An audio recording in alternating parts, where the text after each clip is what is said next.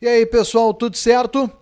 Bom, a partir de hoje a gente está propondo algumas novidades que serão implementadas no canal por aqui. Então vamos começar?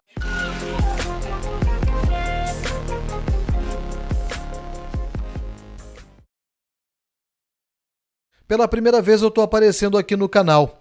Então de cara já vou pedir para você se inscrever, ativar o sininho e acompanhar os novos conteúdos, as novidades que a gente vai implementar por aqui. Desde o início, o canal surgiu com o principal objetivo de divulgar o meu trabalho como narrador esportivo, com as mais diversas transmissões esportivas já realizadas por aqui. E tem alguns vídeos ainda para colocar em dia de algumas transmissões realizadas que ainda não foram postadas. Já tinha o planejamento para, a partir deste ano de 2020, trazer conteúdos novos e movimentar o canal de uma forma um pouco diferente. Esses projetos vão precisar ser adiados um pouquinho, principalmente em função do calendário esportivo. Mas estamos aqui para trazer novidades e movimentar um pouquinho mais o canal. Precisei vir aqui durante esta semana e trazendo este vídeo para vocês, porque recentemente eu fiz uma entrevista que foi veiculada numa live de uma rede social que acabou repercutindo bastante em função da situação que o mundo inteiro vive.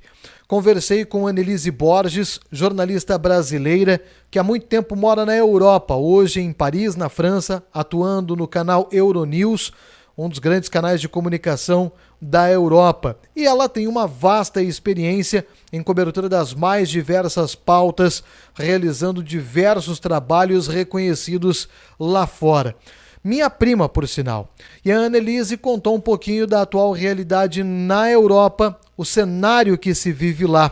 O bate-papo ficou bem legal, repercutiu muito nas redes sociais e eu estou trazendo para vocês acompanharem agora, também aqui no YouTube. Confere aí.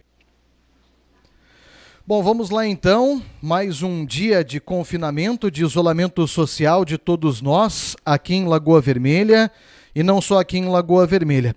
Como eu já expliquei para vocês, e assim como a grande maioria da família de praticamente todos nós, temos familiares espalhados em diversos municípios, em diversos locais.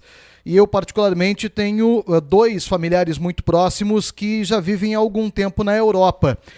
O Adilson, meu padrinho, e a sua irmã mais nova, a Annelise Borges, que é jornalista de um canal de televisão na Europa, hoje trabalhando em Paris, na França. E eu estou mantendo um contato com ela justamente para saber um pouquinho desse olhar europeu em torno de toda essa pandemia de coronavírus. Anny, antes de mais nada, um prazerzão falar contigo, meu anjo. Estou com saudade de ti, tudo bem aí? Tudo certo, Lu. Obrigada pelo convite. Estamos bem, confinados, tentando manter a calma nesse momento estranho, mas bem. Bom, como é que chegou essa notícia para vocês, né? Como começou isso tudo aí na Europa? A gente sabe que a porta de entrada foi a Itália, né? Pelo menos muito se fala na Itália, mas você que está aí na França, como é que chegou isso aí em Paris, hein, Anny? Olha, foi interessante porque ainda quando se falava só na Itália, a gente tinha a impressão que o problema ele estava distante de uma maneira até bem contraditória, porque a Itália fica tão pertinho da gente, mas a gente não tinha a noção de que chegaria aqui, ou pelo menos não. Se você tivesse me perguntado como estavam as coisas há 2 semanas, eu estaria te dizendo que realmente os países vizinhos aqui, a Itália, estavam sofrendo bastante, mas para a gente não tinha se dado conta que chegaria e que chegaria nessa velocidade e nessa gravidade. Eu sou jornalista, eu viajo muito e eu estava na Turquia, cobrindo uma história sobre os refugiados que tinham se encontrado trancados entre a fronteira turca e a fronteira grega, depois de uma decisão do presidente da Turquia de enviá-los para essa fronteira para botar pressão na Europa. E meus chefes começaram a se assustar com a epidemia, com os números e com as medidas que as autoridades europeias estavam tomando. E me falaram, você tem que voltar. E eu não queria voltar, porque eu não queria abandonar aquela história, eu achava que era uma história muito importante e que a epidemia do coronavírus ia apagar aquela história e fazer aquelas pessoas serem esquecidas, o que efetivamente está acontecendo. Eles continuam lá, os milhares, em barracas, expostos a todos os tipos de de elementos e ninguém mais falar deles. Mas eu tive que seguir as ordens dos meus chefes e voltei no último avião que a Turquia ainda voava para a Europa. Agora não voa mais fecharam as voos. fronteiras logo depois. Sim, os voos, na verdade, o meu voo foi realmente o último, porque a Turquia decidiu não mais voar para a Europa, e depois, nas horas que seguiram e nos dias que seguiram, as fronteiras foram se fechando, e agora realmente a realidade é muito diferente. Para te ter uma ideia, eu acabo de sair para gravar umas imagens, eu estou tentando documentar ao máximo possível, sem colocar a saúde de ninguém em risco, então eu não me aproximo de ninguém mais e eu não uso mais microfone, por exemplo, para fazer entrevistas nas ruas, mas eu estou tentando documentar ao máximo possível a reação e a adaptação da França e de Paris, particularmente nesse momento de crise. E foi extremamente interessante, porque logo depois do anúncio do presidente que nós teríamos que ficar confinados, houve um momento de... Desculpa, a minha câmera saiu aqui um pouco, tranquilo, a bateria acabou. Voltou, bem tranquilo. Os primeiros momentos foram momentos, inclusive, não sei, as pessoas não tinham se dado conta realmente da gravidade. Levou bastante tempo para a gente se dar conta do que estava acontecendo e da importância dessas regras de confinamento. Muita gente ainda nas ruas, muita gente pegando trem para ir ficar com a mãe ou com o pai durante o confinamento, porque não queria ficar sozinho. E agora, Lua, a situação é muito diferente. Eu levei 1 hora para entrar no supermercado, porque as filas estão muito grandes e as pessoas estão mantendo uma distância e os estabelecimentos não deixam mais todo mundo entrar ao mesmo tempo. Enquanto eu fiquei na rua, a polícia passou várias vezes pedindo para as pessoas voltarem para casa, logo depois das compras, e não ficarem mais nas ruas. Logo depois, quando eu fui fazer essas imagens, a polícia me parou 2 vezes e perguntou por que eu estava na rua e o que eu estava fazendo, e eu tive que apresentar um documento. Hoje em dia, aqui na França, a gente não sai mais na rua sem um documento preenchido dizendo o que a gente está fazendo e por quê. Então, de novo, se você tivesse me feito essa pergunta há umas 2 semanas, eu teria te dito que o problema era na Itália e que era realmente uma falta de conhecimento nosso, né, da gravidade da situação, porque realmente é uma crise sem precedentes. A gente nunca viveu isso, pelo menos não na nossa geração, a gente nunca teve experiência com isso. Aqui em Lagoa a gente está confinado, já em isolamento social, há 2 dias inteiros, né? Dá 3 dias quase, né? Nesse processo de se isolar, mais 2 dias inteiros. Aí na França também é relativamente recente esse isolamento social, não é, Annelise? Sim, são 5 dias. A gente está entrando no nosso 5º dia agora. E o presidente anunciou esse isolamento por um período de 2 semanas, mas agora ninguém mais acha que isso vai ser limitado a 2 semanas. As pessoas estão esperando entre 4 e 6 semanas, inicialmente. Médicos e principalmente especialistas em doenças epidemiológicas, virais, falam que os primeiros resultados se veem entre 6 e 8 semanas de confinamento, porque o mais importante realmente é limitar o número de infectados. Na verdade, o mais importante é tentar limitar o número de pessoas que vão precisar de um apoio hospitalar importante ao mesmo tempo. Só para te dar uma ideia, Lu, aqui na França, atualmente, a gente tem 5.000 leitos em UTIs.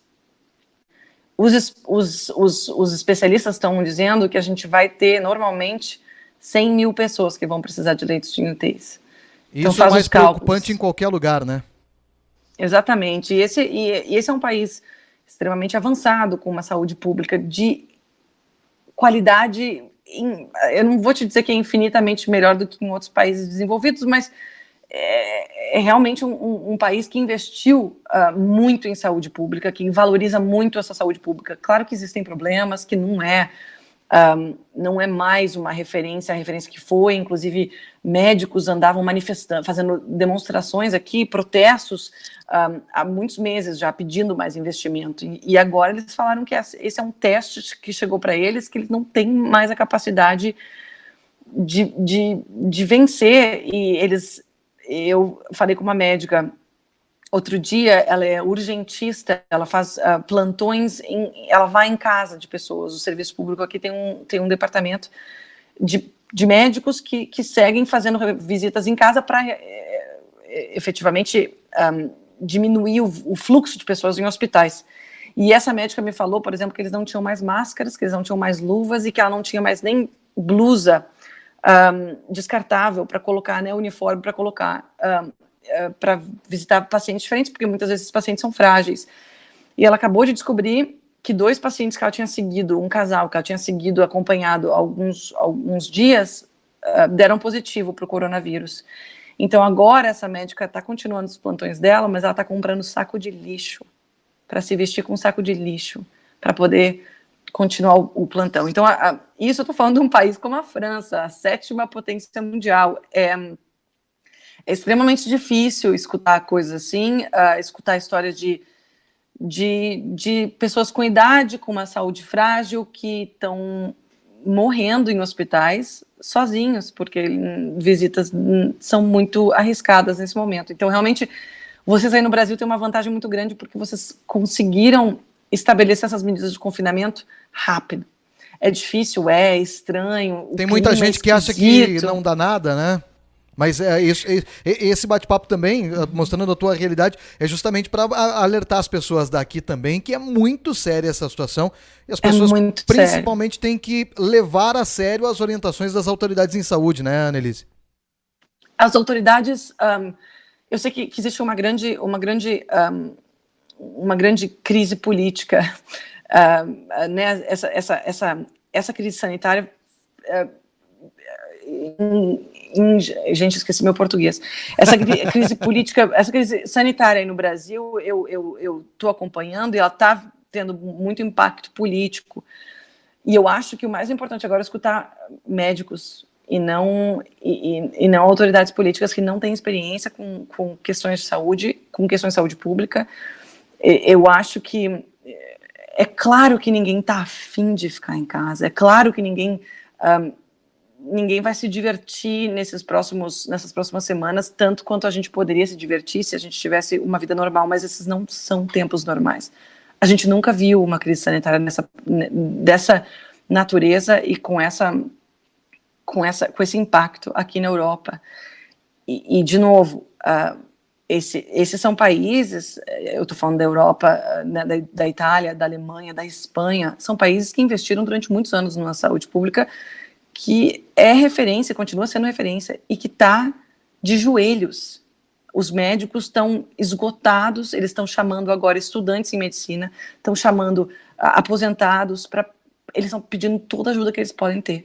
E se vocês pudessem aplicar o que a gente não conseguiu aplicar a tempo aqui, talvez vocês tenham uma experiência com essa epidemia muito diferente do que a gente está vivendo agora. Anny, como é que está a comunidade brasileira na Europa, né? Especialmente na França? Você tem contato com muita gente do Brasil por aí?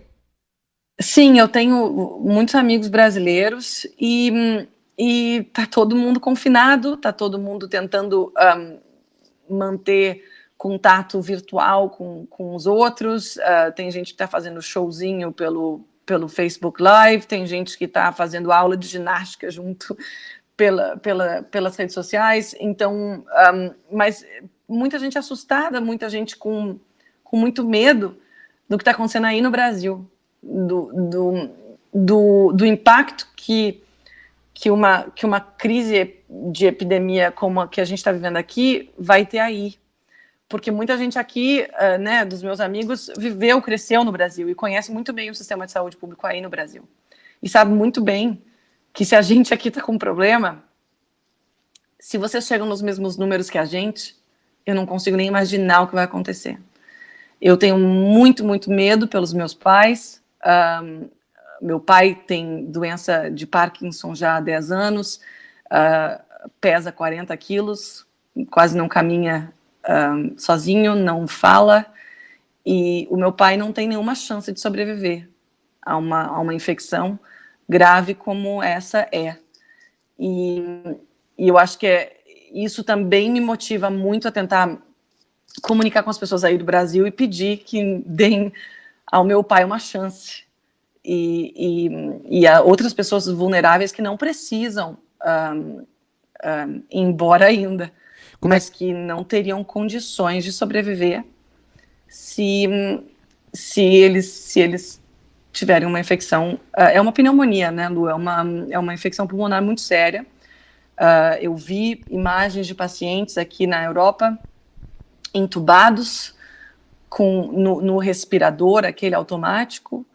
Meu pai não sobreviveria, não sobrevive. Eu tenho certeza que a gente vai perder muita gente querida, e eu espero que é um apelo mesmo que eu faço, eu acho, a vocês todos aí, que pensem nessas pessoas mais vulneráveis. Talvez muitos não vão ficar doentes, muitos não vão passar, eu acho que a gente, na nossa faixa etária, quem é saudável, quem tem um histórico de saúde bom, não vai, talvez, sentir nenhum sintoma, mas a gente pode estar carregando já o vírus.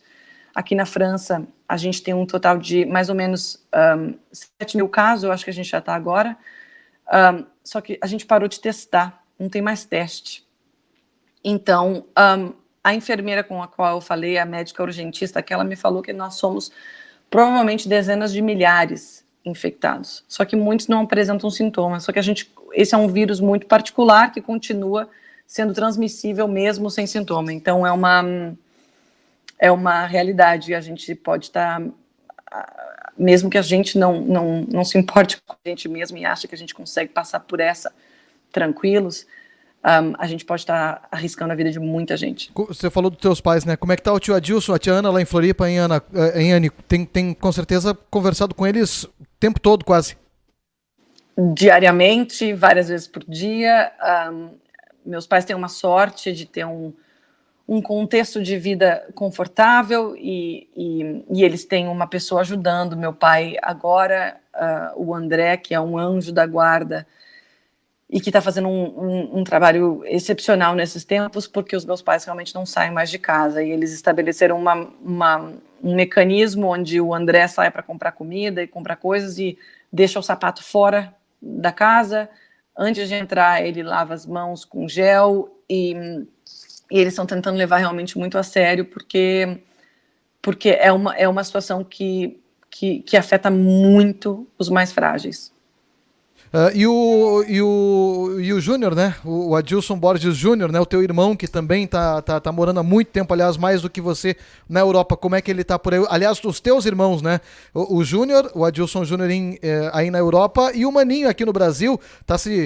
Onde é que ele foi se refugiar, o Maninho, por aqui? Lá no Lajado, no Tomé, em Santa Cruz ou em Porto Alegre?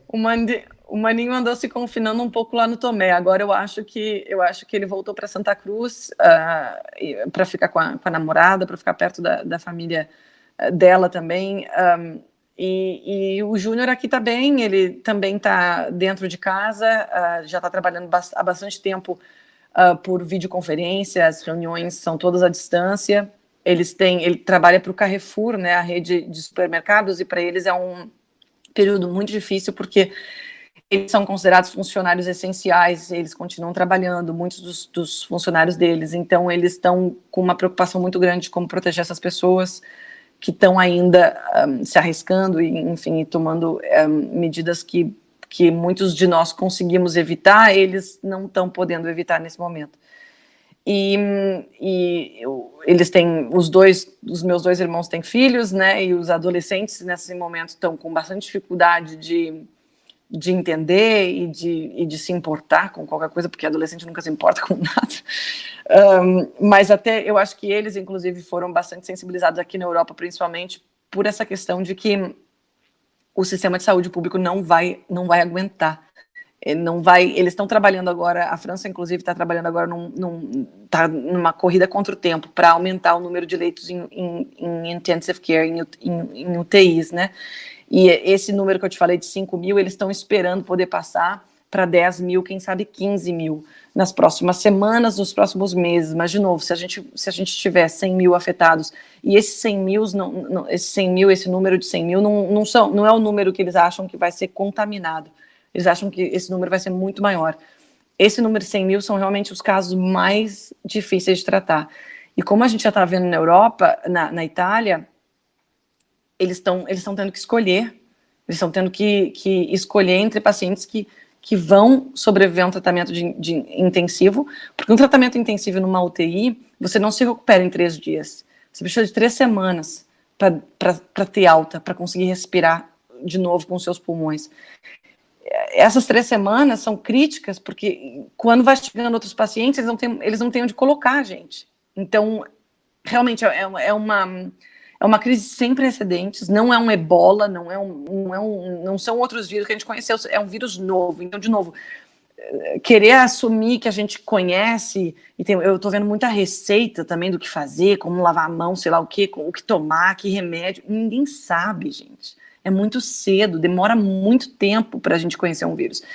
Então, de novo, eu me sinto muito sortuda, porque a gente aqui tem um acesso muito grande a profissionais de saúde que estão sempre falando nos meios de comunicação e explicando para as pessoas realmente, para as pessoas não se precipitarem em comprar medicamento de uma doença ou de outra, porque ninguém testou nada ainda. A única coisa que se pode fazer agora é o confinamento e é tentar desacelerar esse contágio coletivo. É a única coisa que a gente pode fazer. Anny, brigadão pela conversa, por esse bate-papo, né? Muito bom voltar a falar contigo, infelizmente nessa situação, para contar o teu panorama vivendo aí na França, em Paris. A gente espera que passe logo, que passe rápido e a gente possa se ver de novo, se abraçar e conviver com naturalidade. Eu, a Ed e o Enzo estamos fechados aqui em casa, torcendo pro papai e pra mamãe, pra Mana, pro Miguel estarem da mesma forma em Vacaria, assim como todos os nossos familiares. Beijão pra ti, Anny, a gente volta a se falar em breve, viu? Amém. Boa sorte pra vocês aí, se cuidem e fiquem em casa, é a melhor coisa que vocês podem fazer agora. Está aí, portanto, bate-papo com Annelise Borges, jornalista brasileira, há muito tempo radicada na Europa, que acabou repercutindo muito numa live de rede social, aí o pessoal pediu. Tá postado também aqui no YouTube para o pessoal conferir. A gente se fala muito em breve, trazendo novos conteúdos. Mais uma vez, se inscreve no canal e acompanha que neste ano, a partir deste ano, muitas novidades para vocês. Aquele abraço, até mais.